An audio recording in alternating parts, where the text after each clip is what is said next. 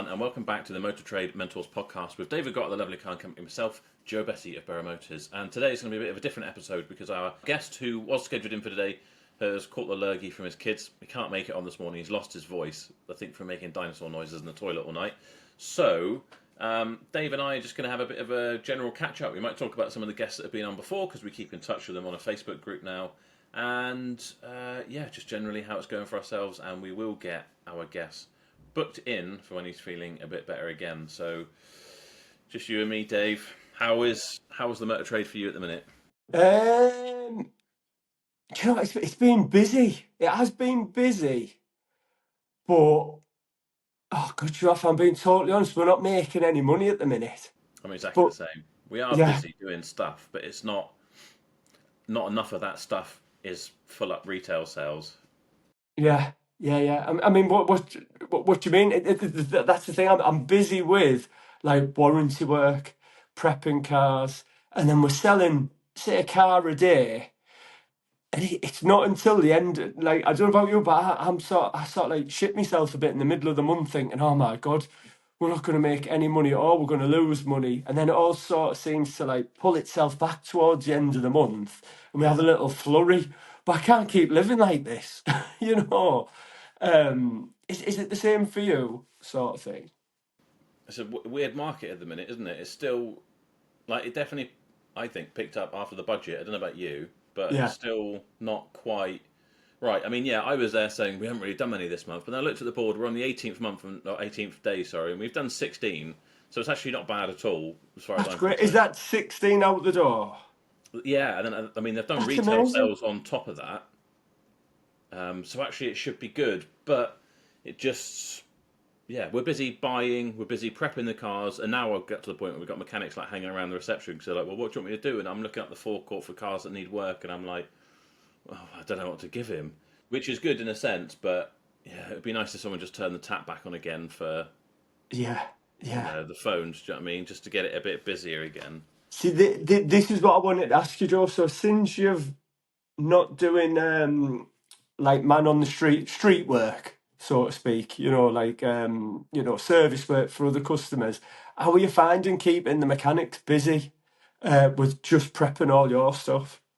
It hasn't been a problem up till now. In fact, I've almost felt like, do I need to get a third mechanic?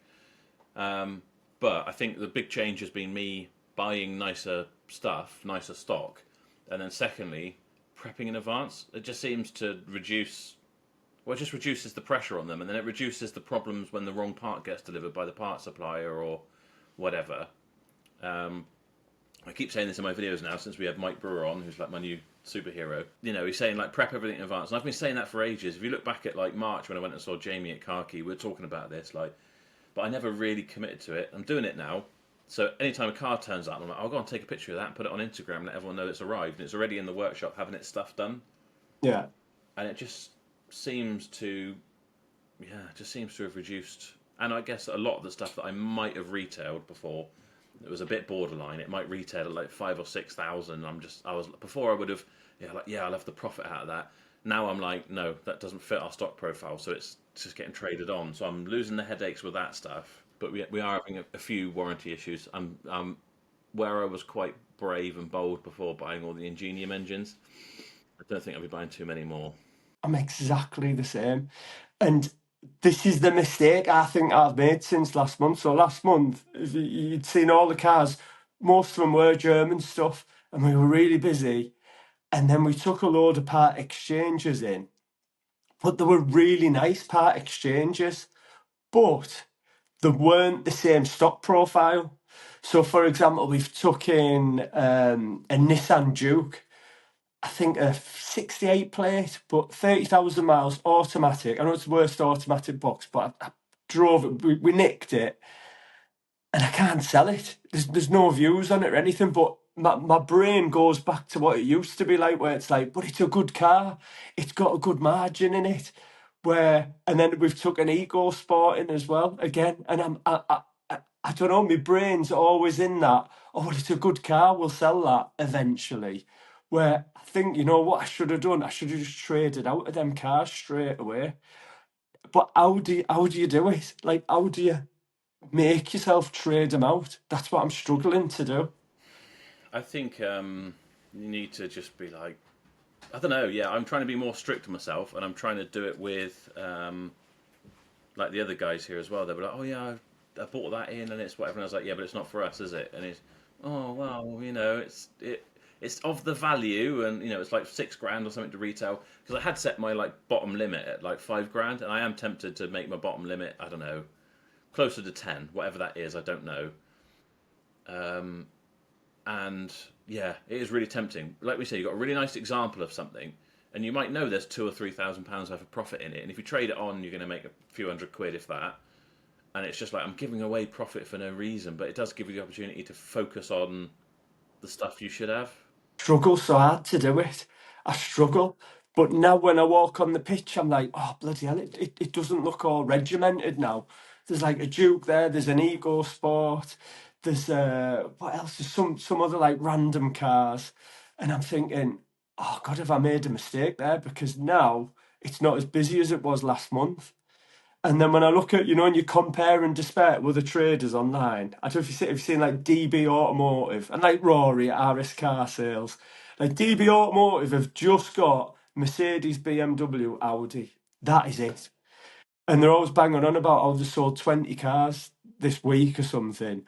And then I think, well, what do they do with them part exchanges? Surely they're tempted, if there's 3 grand in it, to just retail it. The other thing as well was Theo. Theo from Bowen's Garage. He sells just like the low mileage stuff. Anything over 50,000 miles to him is like, it's well over the hill. He doesn't want to know anything about it. He's stayed really busy throughout this quiet period as well. And the only thing I can think is that it's having a niche and sticking to your niche, so that I don't know, the people who are the few people who are still looking and they find yours where you've got a variety of stuff and that's what you do. Or I think in a sense they've built their own market. Do you know what I mean? Because I mean, me and you, if we had a 9,000 mile Hyundai i10 or something on the forecourt, it would be here forever. I wouldn't be able to sell it. I would Never. not But you be send able it to to sell Theo it. and he sells it in a week or two.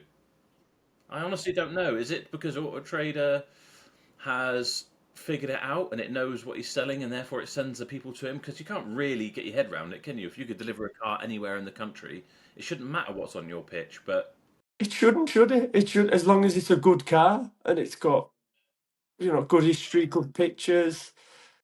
I am sort of really trying to be strict now. Like, yeah, like that's. If I look at it now and I'm just like, I don't feel like that. I don't feel good about that being on the forecourt. Not because there's anything wrong with it, just because it's not up to the standard I'm trying to build up to now. But it seems stupid because you could sell it and have 1,500 quid out of it, or you trade it on and just get your money back, or a few are sent to auction, you just get your money back. But at the end of the day, just getting your money back is like a result sometimes. So Definitely, definitely. And because the other thing with me is like this Eco Sport, it's got 3 grand in it, at least. If I traded that on and then went and bought like an A class and put the Pan America grill on and all that, I'd probably only get 1,500 quid out of that. is it on your website now? Yeah, yeah, have a look at it now. Just go through my stock and I'll tell you all the part exchanges. Because I was thinking, is it something you can do a lovely car company special on? Black out the wheels and black pack it and stuff. So no, I don't think it's that market. Don't get me wrong, it's only been up for sale for like 2 weeks and the views on it are unreal because it's automatic. And that's why I can't bring myself to sell it, to trade it on. Right, here we go. Yeah, I've still got that Nissan Yeah, Leaf. bloody But hell. I took a deposit on it at the weekend. That's all right. The City Go, that's our courtesy car. So here we go. This is a perfect example. If you just stop there, Joe. So if you just go back up to the Golf for 5 grand. So a customer bought a Tiguan, automatic pan roof, but we sold that Golf to him like 4 years ago. And when I first bought it, it had full history. It's automatic. It's still got the full history. I think we've give 2,200 for it. I know I'll sell that for 5 grand, so I struggle to trade that on because I know that's a good car. It's going to sell. But you know what I would do? I would. My theory now has been I would be like, if that's pretty much ready to go, someone's going to fall over themselves to have that for 3 grand. You'll make 800 quid, and you can get out of it straight away. But the only way, my sort of theory when it comes to these sorts of things is if I do sell it, I'm like, oh, I don't really want to sell it. It's a template on my forecourt now, and most of my stuff's, 9 years and younger. And then you get bloody warranty stuff on it, and I hate myself. I know, but I do it every time because then when it goes out, someone rings and they go, "This has went wrong with it," and I'm like, "Never again, never again." But I'm like a drug addict. I can't stop. I can't. I think if you say you mark that up for 3 grand, you can just get it sold straight on and it's gone out your hair. Like it's forgotten about by the next day, so you're not worried like, oh, that's. But you'll if it's on your forecourt, you'll keep coming out and seeing it and thinking, oh God, you know that doesn't look right here amongst all that other stuff. And also, it's if you I think if you can buy the part exchanges at the right price because you know they're not for you, which is what I'm trying to do now. So if you look at like an auto trader part exchange price, it's normally pretty mean, isn't it? It's not Yeah, yeah, it is. Yeah, realistic really. But I'm actually really trying to go as close to that as possible and being like, that's it. I understand that's probably really low. And if you were to look at, and I'll literally tell people, if you go to Motorway or whatever, they'll offer you more for sure. I'm not saying you necessarily get it, but they'll definitely offer more. But for us, it's not really our thing. So no, maybe try it on Facebook Marketplace. But if you want to just roll it into the deal and make it convenient, then do it. And that way, if you do get them, you sort of nick them, and you've got enough left in it. And in fact, I tell people it's not for us, so we need to be able to trade it on and still, have a little bit of profit out of it. Because we don't buy any car that we won't make profit out of. That's why it is. And a lot of them, when I've said we need to trade it on to someone else or send it to auction and at least cover the fees, and they're like, oh, yeah, fair enough. And then you can turn it over. That's another quick one done. It has made you a little bit of money, and you just move into the stuff that you do want. The next thing that will happen, someone will turn up and they'll want to part exchange something against that as well. exactly, exactly, And then you'll be exactly. like, God, what do I want a £1,000, you know, Astra H4 or whatever it is? Yeah, well, all these cars here are giving me that. So that the 500X, I've got to sell that, like retail it, 'cause I've got my leg in with it. A little bit like your Fiat 500X, it wouldn't start, but we've actually got it working. And then that Fiesta, another lovely part exchange. It's beautiful, but that's been for sale for 6 weeks now, and that should have flew out. But again, it's the wrong stock profile. I'm surprised. I thought that would have fit in with, you know, It sort of does, doesn't it? I think. Do you know what I think it is? It's got because it's got the red wing mirrors and the red roof and that the red accents at the front. I think if I just blacked all that out, that would have gone by now. yeah. I mean, is it worth doing? What happened with? Do you know? I've never asked you. You used to have the tint and trim at your place. Yeah, yeah. Oh mate, it was just too much hassle. So I had two girls working for me, and we done all the tinting, we done all the dechroming, and the straw that brought the camel's back. A chap bought, I think it was an S6 or something. It was like 100 grand car, and he wanted it all blacking out. We blacked it all out, and I think we got like 600 quid for it. It took the girls 3 days. It was so much stress. If you are dechroming stuff, you never get it perfect, you know. And I was like, this is an 100 grand car, and this just isn't good enough. And we're getting 600 quid. I can sell a little part exchange and get 600 quid, and I've got to cover all your wages and stuff.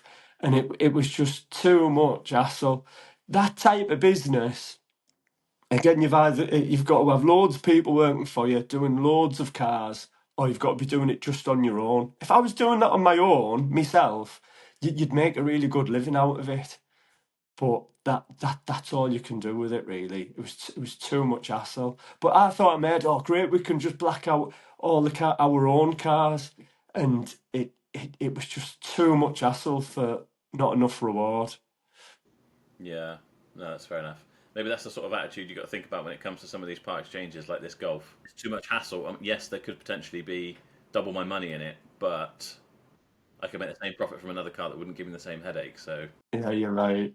Yeah, and the other thing is, I've cut the package down to 34 cars now, so I'm saving myself 700 quid a month. And the reason that's happened is because I got rid of all the shitters, and we had all the nice cars in. So I'm just making the same mistake again. I'm blocking the funnel up, aren't I? The wheels aren't turning as quick. do you know what I'm doing now? Because my issue at the minute is we're buying so many cars from customers, which is brilliant. We're getting really nice stuff, and we're able to prep them really quickly because most of them need minimal work. So I'm putting them on Auto Trader, and I'll go through my Auto Trader portal and I'm like, which one's performing, which one isn't. Look at the prices, adjust the prices, and I think what I'm going to do, my plan going forward, I probably need to write it down just so I can remember, but it's basically just start getting really strict. Start treating it as if I've got a business partner and I've got someone to answer to. Because if it's just me, I'm like, I'll be all right. Don't worry about it. I think we got money in that sort of thing. But if it's someone else, it's like the stupid cars that I buy as well. I'm like, well, I don't care. It's it's £5,000. It's fun, but then it loses me a couple of grand. I need to start thinking like I've got a business partner or I'm working for someone else. Stupid way to think about it because most people will be the other way. And if I'm looking at it and like 30 days in, we've had bugger all interest on that car. At 30 days in, we need to really start thinking about doing something. So is it just dropping the price? Bearing in mind, a lot of people, I just did that Audi A6 where I put all the black funding bits and whatever on. People were like, oh, you should have just dropped the price. But dropping the price, take it from me, probably Dave would say the same, is worse than having a high price. Definitely.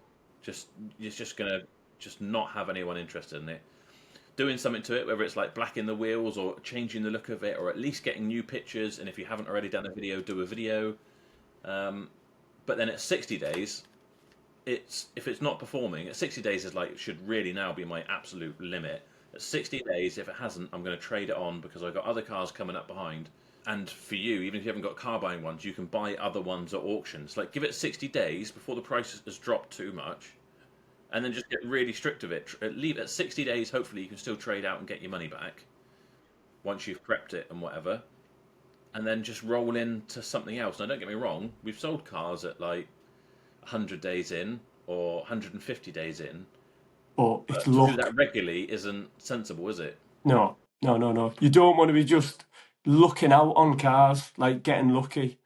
So, you've had a car for 100 days. It's a great example is the the white Teslas. So all the white Teslas, before we put the body kits on them, they'd get like 10 views a day if you were lucky. Since we've put them body kits on, they get like 60 views a day. And I think we've got one left now, So that is definitely the best thing, just to make them look a bit different so you stand out from the crowd instead of reducing them. And when you reduce them as well, you get that horrible feeling in you, don't you, where you're like, oh God, if I really got to reduce it. And then when the customers that come and see it, you sort of like, what's the word? The customers who come and see it at a reduced price are the ones who are going to ask for more off as well. Exactly. That's it. Crazy. That's it. So it's never a good deal for everyone because they're not getting the best service. Where if they paid good price, you've got a bit of margin in it, so you can look after them. You want to give them a cup of coffee, you want to put some fuel in it, you want to do this, you want to do that. Where when it's at low price, you don't even want to give them a cup of coffee because that they're going to be like, it's at 16.5. Will you take 16? And then you've got to give it all the spiel. It's at low price. We've reduced it. We just need to get rid of it. And then they don't feel like they're getting a good deal because everyone wants something. And yeah, so to be fair, I learned that more from you than anyone because I used to just cut the costs to low price. Yeah. And don't get me wrong, it will sell some stuff. Yeah. But again, it's always the ones that then give you headaches. Yeah. And a bit like 100%. selling a car that you're not 100% sure on. Is it really my stock or is it not? And then you get headaches later on. You're just like, why did I sell it? I could have had a few £100 out of that and just got rid of it. And it would have been someone else's problem. I'm trying to get myself away from these problems these days. Oh no.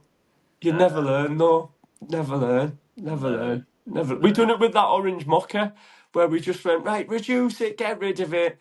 We'll give them a month's warranty, and 2 weeks in, it's got a bloody water leak on it, and we're having to pressure test it, and we sold it at a loss as well. So I'm like, oh God, why didn't I just get rid? Yeah. And then say like you sell that Golf as well, and like you say, something goes wrong with that head gasket goes or whatever, and you're well into it then. And then you've got a customer you got to keep happy, give them another car to drive round in or something, do all the repairs. You can't.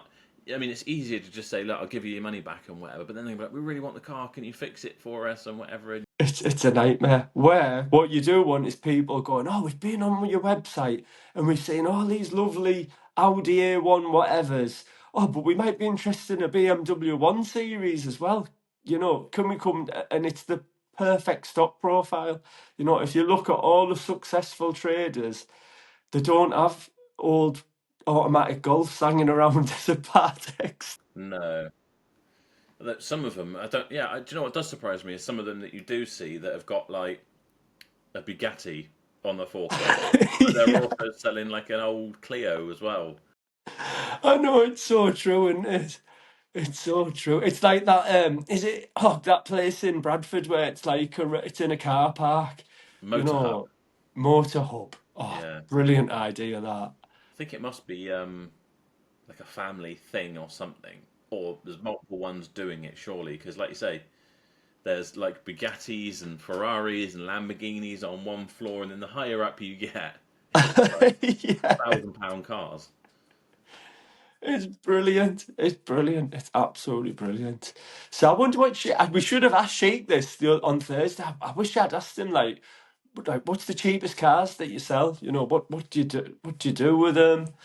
Should have a little look, Yeah, see let's have a what look. cheapest cars I he's know I got. did have a look, and the sort of cheapest things he had, I think he might have been down to about 5 or 6 grand. That's still expensive to me in my head. Here we are. Oh, you're down to a grand, look. There you go then. Exactly. But then What do again, we know? here's the thing, though. He's got however many members of staff, 40. Yeah. So he's not the one that's picking up the phone and dealing with the person who's just bought £1,000 Fiesta. It's got a part exchange to clear. He's got another one here that says he's got a Passat here for 2 grand on 134,000 miles, and it says trade only. If there's a buffer, someone else is answering the phone.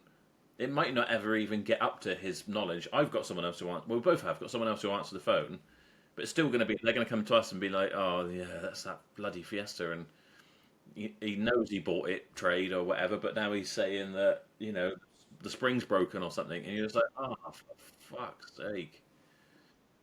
Which is why I'm like sending him to auction now because it's just done. Yeah. God, my friends at Club Class, Club Class cars, he sometimes offers me cars. I mean, like even like 10 grand cars. He's like, "Do you want this before I send it to auction?" And I'm like, "Are you sending that to auction?" I don't know, it'd be like a Skoda Kodiaq with 50,000. And he's like, "Yeah, I just can't be bothered with people pulling it to shreds when they get here, even traders." He said, "When I send it to the auction, I still get what I want for it as long as I've bidded enough on it, you know." And then, like you say, it's out of your mind. And it's on with the show. It takes a little while to get your money out of some of the auction houses, depending on who it is, but Oh, does it? not that long. I mean, like it just takes a week for it to actually end up in an auction, and then someone buys it, and then they wait for them to pay it before you get paid. So it's like another week before you get paid again. So it's a couple of weeks probably, but yeah, I do like the just not having to deal with people and not having to explain. And they turn, oh, does that not work? It's like, yeah, but it said that in the advert, didn't it? Oh, I didn't realise. And it's like, oh, Everybody's a trader. That's it. my patience is so thin. Just reminded me there though, I have sent one car to auction, and it's that I just remember you telling about that Tiguan where the customer bought an A class, and then I met him halfway at Yeah, Berwick. yeah, So basically, it didn't make a bid at the auction. right. So the customer, he actually had a settlement figure of 5 grand that he has to, like we were going to settle off for him. But because of all this palaver, I haven't settled the finance yet. So I said to him on the phone, I just said, "Look, if it makes like 8.5 grand, it owes us 9.5. If it makes 8.5 grand, are you okay with me now giving you 4 grand for your? No, we'll pay off 4 grand of your settlement, and you pay the rest." Yeah, And he went mental. He went mad. He was like, "No, I'm not going to do that. I'm not going to do that." So I said, "Oh, well, we're not going to pay off the settlement then. We would like to reverse the deal and buy your car back." So I've got Zuto ringing me today to see what we can do, hopefully, because I just don't want another headache car. I don't have to go back to the auction, pick it up, bring it back, put a diff on it, sort the DBF, sort the bodywork. I'll be lucky to get my money back from it. I can't understand. I mean, I can understand because people are shit. I just can't believe how much people would kick off if they bought a car from us and something went wrong a few weeks down the line that, there's no way we could know about. We haven't been living with that car. Versus someone who's had a car for however long, they know it's got all these problems and they're going to dump it on us, and they know the only way out of it for us is to sell it at a loss and lose money, or fix it all up and lose money, deal with all the headache and all the time and all the whatever. And it's just like we're just not human beings. Like, that's okay to do that to us. They're crazy. I just think that's horrendous. I don't think people understand how stressful it is, and just like that's your livelihood, that's your family's money, and they're just like, yeah, yeah, yeah, just stitch him up. We'll see what we can get out of him. We'll tell him it's perfect. On the phone, I was really nice with him, and he was saying, "But yeah, we buying a car said they give us 10 grand for it," and I was like, That's just the offer what you get online. If you took that car down there, you would have been lucky to get 7.5 grand for it." And all I'm saying is, I don't want to make any money out of your car. I just want to cover my costs so we don't lose money on this Merc.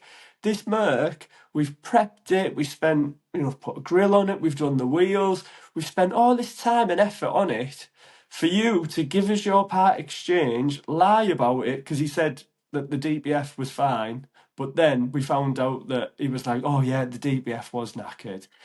And all I'm asking for is the difference between what we get at auction, what we offered, and I'm just trying to be as fair as Yeah, possible.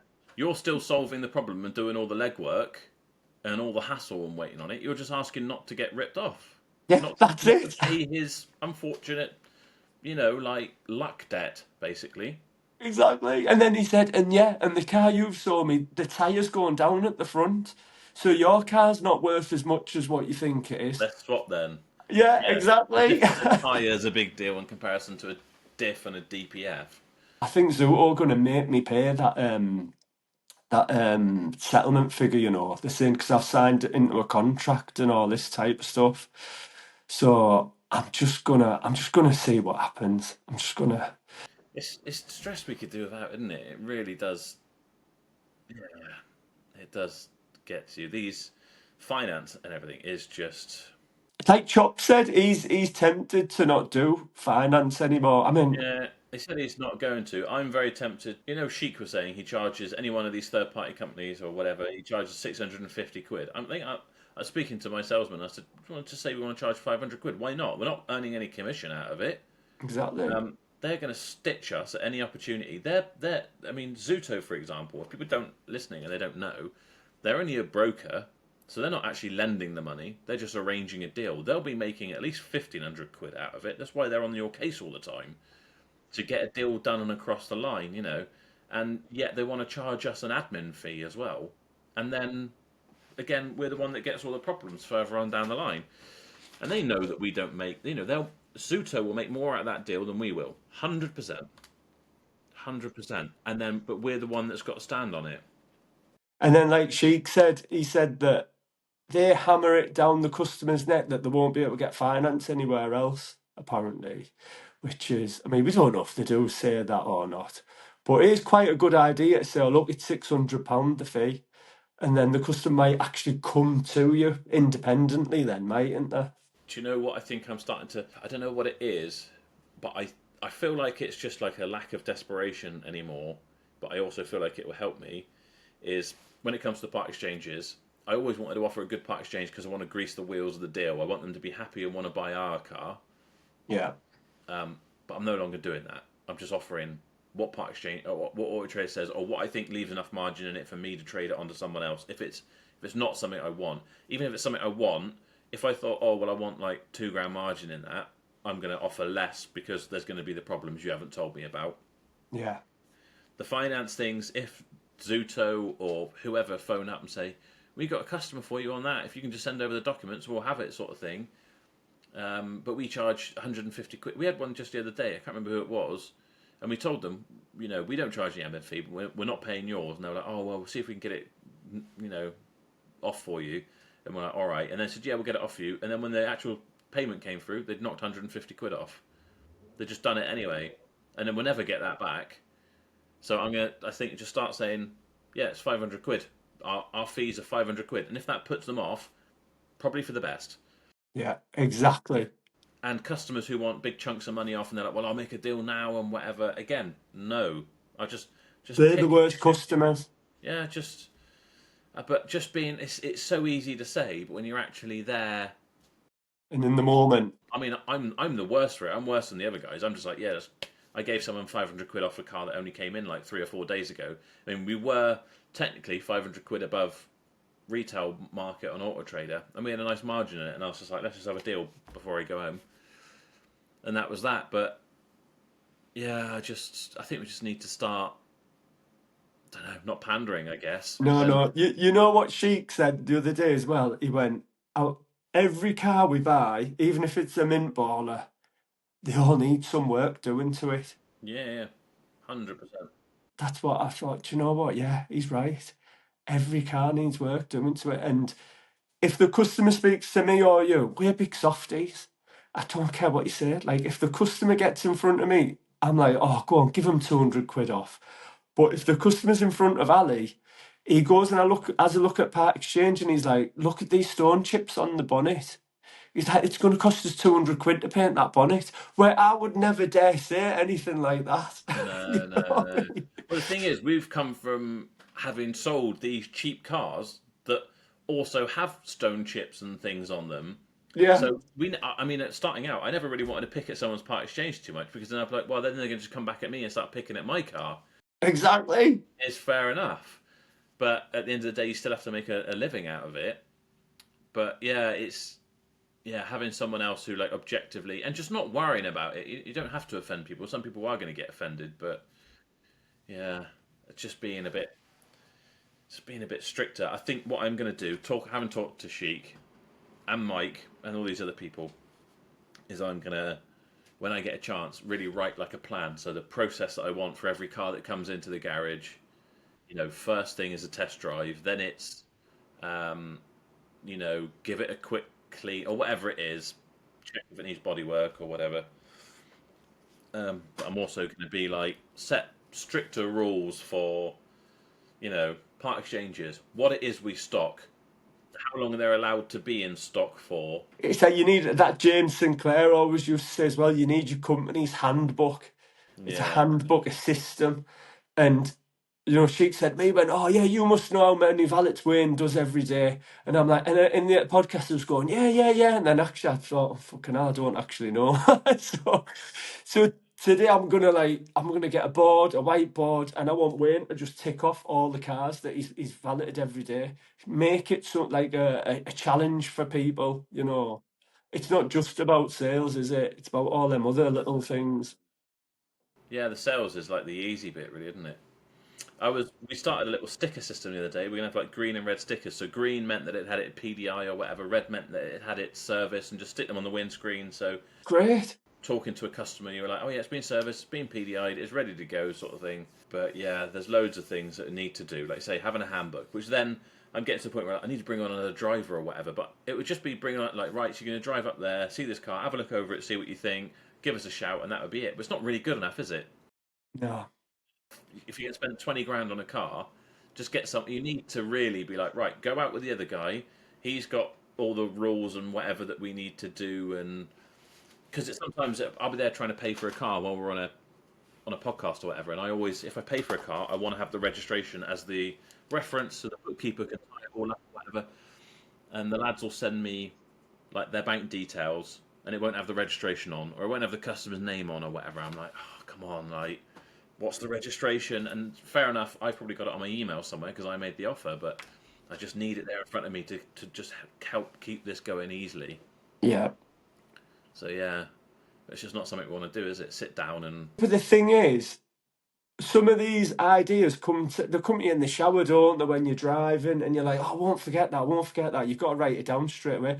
But like Sheik says, if he knows all these systems and processes down to a T, and everyone needs to be on that. If we want to grow a business, we've got to be as professional as possible. We've got to be professionals, not amateurs. yeah. You know. Well, if we're looking up to Sheik or Jamie Capel or whatever, these guys who've got 300, 400 cars in stock, and we're like, yeah, I want to get to there, and you think it's just a case of getting another site and whatever. I mean, I know I'm guilty of not getting everything nailed down, like at least 75% first, and then thinking about scaling. I'm like, we're at like 40%. Things look like they're going well. Great, let's just go bigger again. And then it's just like, then you've got this 60% of the whole thing you're doing is not quite right, or a waste, or however you want to look at it, and you're just making that 60% bigger. You need to. So that's my goal at the moment, is just like really set out as that James Sinclair would say, systems and processes, get profits up, and then I think I would like to do like a 100 car site or something. But I'd also like to have the ability to have everything on one site comfortably. Do you know what I mean? So you'd have the workshop, you'd have the valeters, you'd have enough office space for me, people who are answering the phones for Cars Bought for More, the guys who are doing their video editing, and all that sort of stuff. So it's not a shipping container out here, a little office out there, and all disjointed. I'd like to have it all on one site. Did you see the video I done with Pete, my landlord, last week?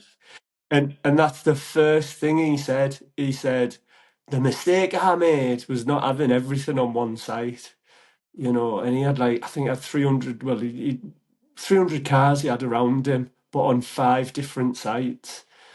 And that's what you learn from everyone. Everything's best to be just in one place, isn't it?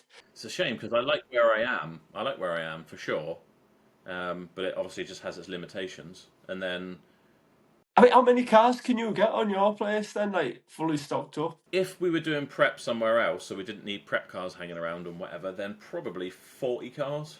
Right, so if you've got 40 fully prepped, that's a great number, isn't it? It's a good Yeah, number to have. And if you have 20 flying about somewhere, we're going to start construction work on one of the barns at the farm, so that we could. Ideally, I'd like to have like a mini prep centre, so the cars turn up there, we'll clean them, put them in for paint. If the mobile paint guy's coming out, he can come and do it there. Mechanical can then get done, and then it will be like 40 prepped, ready to go cars. And if when they should be ready to go, like Mike says, so they can kind of like go off the pitch straight away. Then you drive one car, their part exchange if they've got one, down the farm for prep or to be traded on, and you bring back another one hopefully that will fill its spot. And I think that's probably got to be where I am at the minute. That's got to be the best use of advertising. So say you had 30, 40 slots on Auto Trader, but you always had a car to fill it. Do you know what I mean? Or more. So if you're like, well, these two aren't performing, so I'm just going to trade them on, but I've already got two that go straight in there. exactly. Being a bit efficient with it rather than, just because at the moment I've traded a load on, so I've got like 26 when I pay for 30. Doesn't sound like a lot, but it's 400 quid a month. Then there's a couple of them still that are in stock that aren't performing that well. So really, I should just be like, right, they're not working. The other thing I've learned as well is stuff that's not working for you and doesn't perform well. If you've got the network, there's someone that it will sell for, no problem. So if you can just trade it onto them, even if you're wiping your nose of it, and then at some point they're going to send you one back, Yeah, I'd rather just the wheels of everyone is going. you're right. You're right. Because I seen that Merc you put in the WhatsApp group last week. The is it GLA, the white one? GLC, yeah, GLC, that's it. And I was like, bloody hell, Joe, why are you trading that on? That is a beautiful car. That is absolutely beautiful. But don't fall in love with them. You know what I yeah. mean? That's you've done the right thing there, definitely. Yeah, that GLC, everyone was all over that. What else did we get rid of? A nice 330D. The 330D was on like 50,000 miles, black, really nice spec, estate. And you just had them forever, like. Well, that GLC I'd only had for like a week, but it wasn't performing that great, and it was 20 grand of my own money or whatever it was sat in it. And I'm like, well, if it isn't selling that quickly, I've got other cars coming in that I think are going to do better. So Yeah, yeah, yeah, may yeah. as well go. That 330D, that went in no time whatsoever. That we'd had for a little while. We must have had that for 5, 6 weeks. No real interest. And then there was a few others that the CLS, we'd had that for ages. The Mercedes CLS thing, had that for ages. So kind of just probably took a small loss on that. But again, when you're at that point, it's not doing you any favour sat there, is it? With no one interested in it. Someone else will put that into their pitch where someone's looking for that sort of stuff and it will sell straight away. Yeah, yeah, exactly. Exactly. And because you're doing something, action makes you feel better. Instead of like when you're not busy and you're like, oh my God, even if you're getting like say a couple of £100 out of them, you're putting your money into something else, you're using the right energy, you know. I feel like I need like a health bar. I mean, I'm sure there's probably some way of doing it on Auto Trader. You know, you get the health bar for how well they're performing, Yeah. but your stock portfolio For the full lot. for the full lot, yeah. Yeah. So it's like you're at That's like a good. 99% thingy. But if you're like at a Yeah. 50% and you're like, oh yeah, but there's profit in those, it's like, no, come on. Like we might not be making loads of money, but we're making Yeah. our desirability much better on the forecourt or whatever, which is what I'm trying to do. I'm just trying to, because we got so much option of stuff coming in. If it's not doing that well, let's just move it on to someone else who can do well with it, and let's replace it with something that might do better for us. And again, it might not, but if it doesn't, we'll trade it on again and we'll bring something else in. Let's just rotate it in for all stuff that we want. Hey, you've hit the nail on the head, honestly. When we do these talks, it motivates me so much because my brain, honestly, my brain, when I'm not doing this stuff, it always reverts back to old me of, oh, it'll eventually sell. They all sell in the end. And then when we do stuff like this, like as soon as I get off the phone, that Fiesta's going, the golf that's going. You know what I mean? I'm gonna them slots we've got an auto trader. We've got to realise how valuable they actually are. And if a car is there for more than 60 days, like you're saying, that's not doing you any favours at all. Well, yeah, and if you work it out, if you think about it, there's two ways of thinking it. There's ways that we think about it because we're just entrepreneurs. So you bought something for, say, like that Fiesta, for argument's sake, I can't remember what the price was, £2,000. We want to sell it for five. You've had it for 2 months on the forecourt, and you think, oh yeah, I don't want to just get rid of it and trade it on at a loss though, because it's been there for 2 months, and there's still £3,000 in it. But if we actually work it out, for me, if I work out all my overheads and split it all up to how many spaces I've got out there, Yeah, it's about, well, the last time I did it was a couple of years ago, but it was £25. So 25 times 60, that's £1,500 you've lost just from it sat there for two exactly. months. It's cost you that much to sit there. You know, everyone's like, oh, well, it's not eating anything. It fucking is. It's eating your expenses. So 2 months down the line, what you thought was a £3,000 margin is now just a £1,500 margin, and that's at retail. So if you want to trade it on now you are losing money. You are better off trading it. I'm really going to try and get really strict with my overage stuff, and I never have been. And my salesman, he's come from a place where the guy never went to auction. Everything came from main dealers, and he's like, oh, one thing to his credit is he really held his nerve when it came to keeping stuff in stock because he knew it would sell eventually. And I'm like, No, I almost take that as a bit of a slight. It's like I'm not willing to hold my. I know everything will sell eventually, but I'm trying to be more efficient. I'm trying to run on the data here. You know, if it hasn't gone, if I know that some cars we get in and they sell within 2 days, some cars sell within 2 weeks or 3 weeks, and you're just like, great, brilliant, turned it around, no hassle whatsoever. And then you've got one that's been there for 3 months. You think, well, if I just cut my losses at 30 days because no one was interested in it, someone might have come along at 5 weeks, maybe, but let's hop into something where they might sell it in the next week, and then the next 5 weeks, in comparison to the first five of that car, I could sell five cars. yeah, exactly. So you just got to break that habit, haven't you? Think of it like an accountant, which is like complete opposite for me. But It's like the stock market. It's exactly the same. There was this book called The Naked Trader. I think it's called Robbie something or other. I read it years ago. Like trying to get into like doing stocks and shares and that. mm, And like yeah, cars is better than stocks and shares definitely. Well, for me anyhow. But what I learned from him was with these stocks and shares, basically when something's tanking, you're oh god, as human beings, we try to save it. So a share will be a perfect example is Kazoo. It'll have tanked and tanked and tanked, and people would have put like 20 grand in, and that 20 grand will have been worth like 10 grand, let's say. And then because they see the shares going down, they're like, oh, let's buy more because they're so cheap, it'll probably come up. And it's like a car. You've had it a few days, and then you put money into it, you get your leg in, and then you're that far in that you can't get out of it. So yeah, you keep it until it's worth nothing, and then them yeah, shares are it's worth nothing. throwing good money after bad. That like with the shares there, for example, when I've done it, everyone tries a bit of stock trading, don't they? you'll buy something at, like you say, at like 20 grand. It will drop to 15. You're like, fucking hell, I've lost 5 grand. The logical thing to do is, if it's going down, get it out and let's keep 15 grand. But some people will be like, oh, and don't get me wrong, they're going to have loads of people in the comments now saying like, oh no, you need to be in it for the long haul and whatever, blah blah blah blah. But it's a bit different for business use, isn't it? But either way, if you're like, oh well, no, all I want to do now is hang on till it comes back up to my original money, and then I'll take it out. But That's in the it. meantime, it keeps going down, it keeps going down. You're waiting for this bounce to come, Yeah, and it doesn't, and you're like, I had an opportunity to take 15 grand, and now I've got nothing. it's so stressful. And cars are the same. Cars are exactly the same. I think that's why you need to be like quite decisive and strict with it. Because the other thing as well, if you've had it in stock, this is my theory. Is like, oh, well, if I get strict at 90 days, at 90 days it has to go. And I'm thinking, well, actually, in reality, if I then trade it, like the example I just gave, I've lost money by having had it on the forecourt. So I want to be ahead of that. And I know that's kind of cutting off some opportunity potentially, but still, if you look at it from an accountant's point of view, depreciation, all that sort of stuff. Exactly. Just be decisive, and then, like you say, at least then you can be busy and stuff's rotating around. And the good thing for me is I traded 6 last week, which gave me some more money to buy new stock. But if all the people that we do sell to that are driving past a pitch, the stock's turning like this, Exactly. and they're like, all Exactly. fresh stuff, and they're busy, and Exactly. This always comes in my head. Acklam Car Centre up near my mum's. I think they're at this car dealer award things. They sell like cars that are like 200 grand.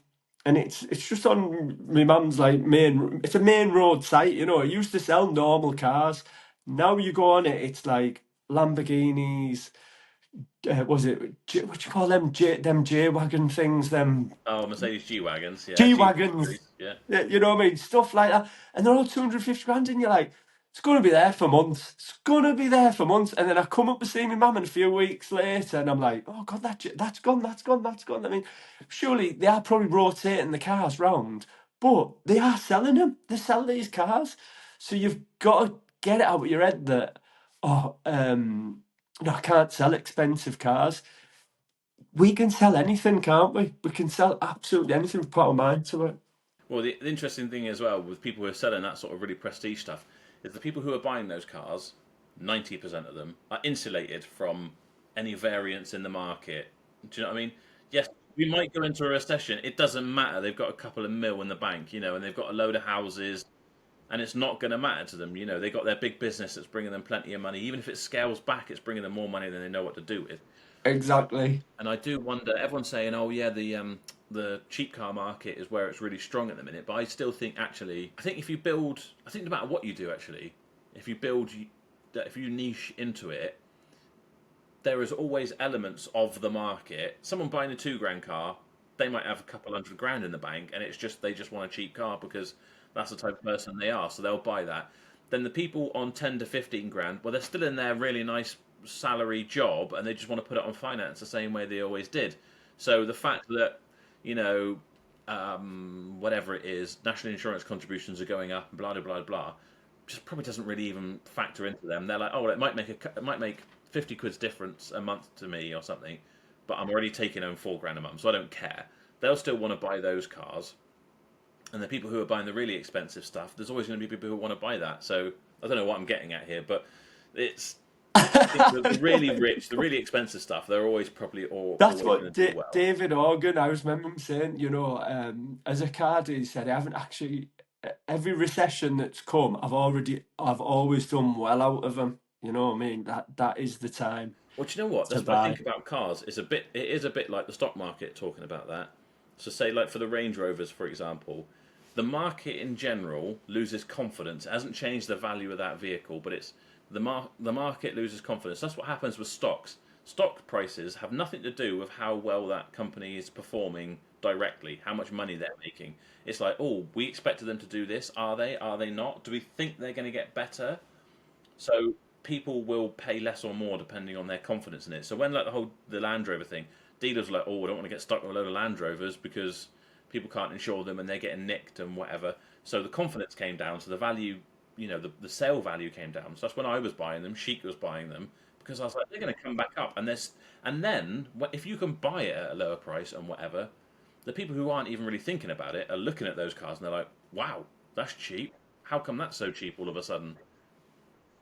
And it's just like it's put you into a market you wouldn't have been in before. So That's it. That's it, mate. Any time. This is, and the other beauty of it is, I think as a car dealer, the hardest bit of being a car dealer is the beginning when you've got no money.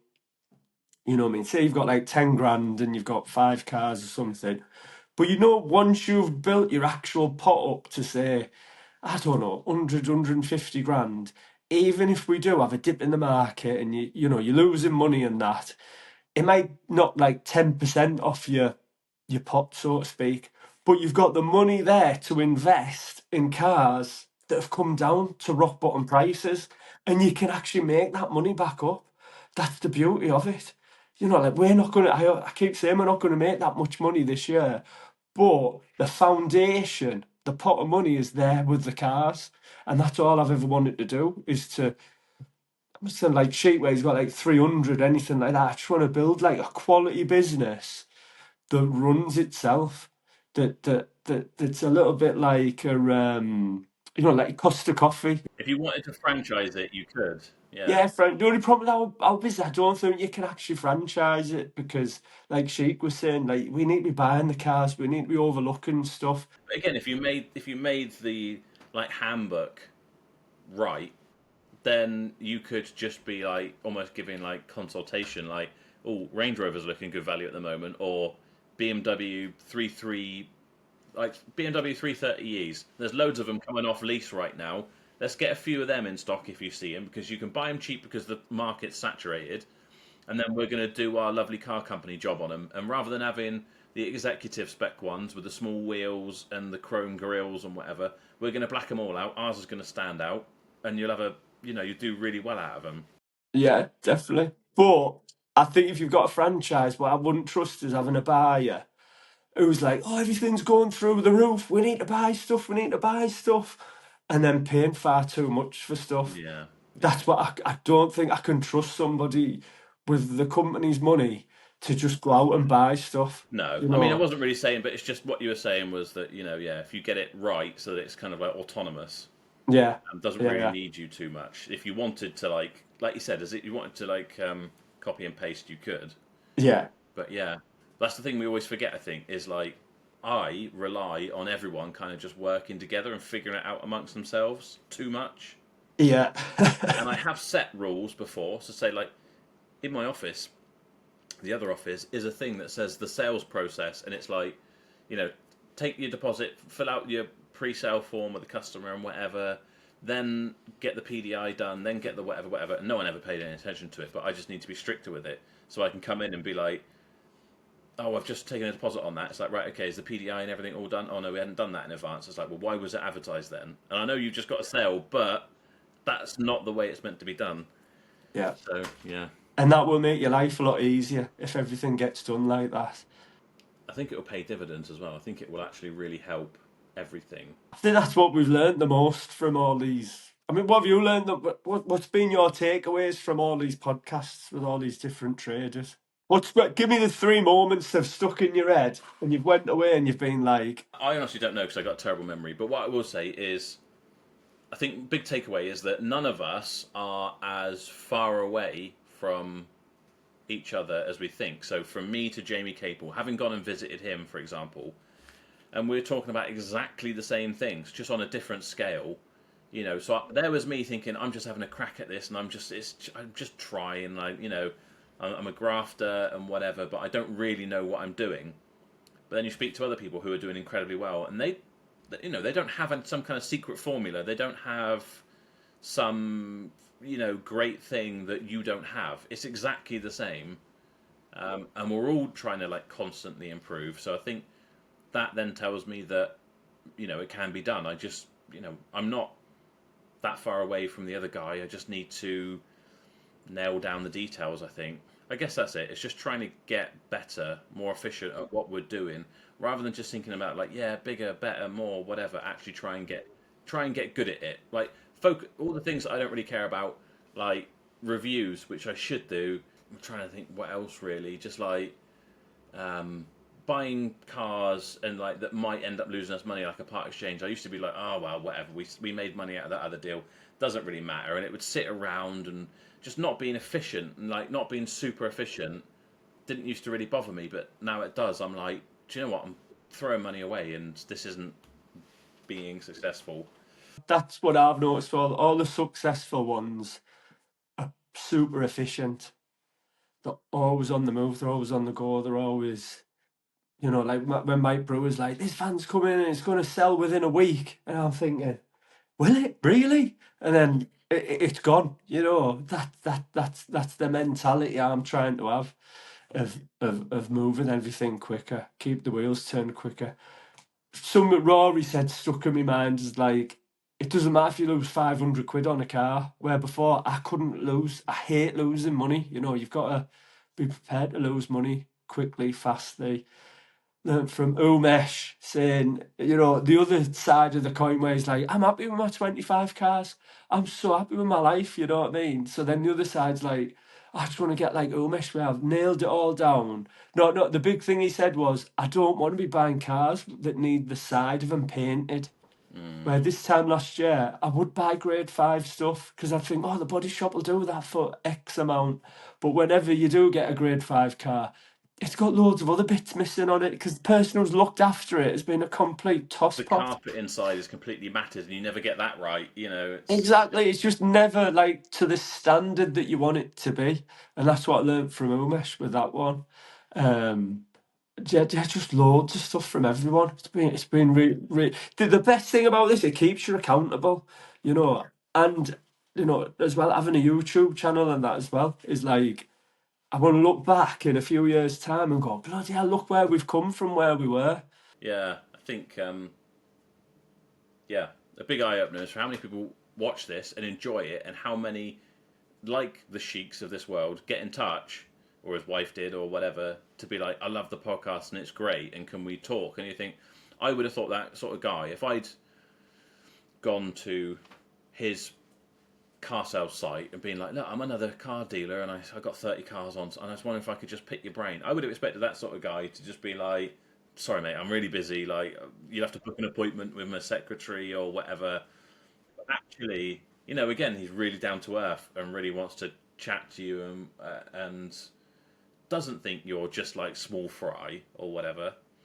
That's been like a big eye opener. The amount of people, yeah, who watch it and find it good, and then the amount of people who, like, in the comments of the YouTube videos and whatever, just like really buy into like wanting to see you succeed, Yeah, which is really, definitely. really refreshing. Yeah, you've hit the nail on the head there. I was always of the opinion that people don't want you to do well, but the beauty of this is because we want I think what comes across with us, Joe, as well, we want everyone else to do well. Yeah, We want people to do well. I want everyone to be a success, yeah. I think, massive credit to you with your podcast. That helped me massively setting out. Um, like I said, I was sort of in lockdown listening to that, like, and literally making notes and like, right, I'm going to do my car buying website. I'm going to whatever, and I'm just going to get better and better. That's as soon as I'd taken over this garage where I am now. Obviously, I didn't speak to you probably for a year or two after that until I was like, do you want to come on my podcast, sort of thing. Yeah. Um, And that I just done that for the love, you know what I mean? I didn't do it for any sort of it was just something to do during lockdown. no, and that's why I want to keep doing these. I mean, obviously, I enjoy them, but I just also anything I do going forward, I just want to just generally help the car sales community, because I just think there isn't enough, is there? So yeah, so that's It's been, a lonely job. That's yeah, what Cheek was saying. The thing what he misses most is going to BCA and having a chinwag with all the dealers, and that was part of the. But like we're going to G3 tomorrow.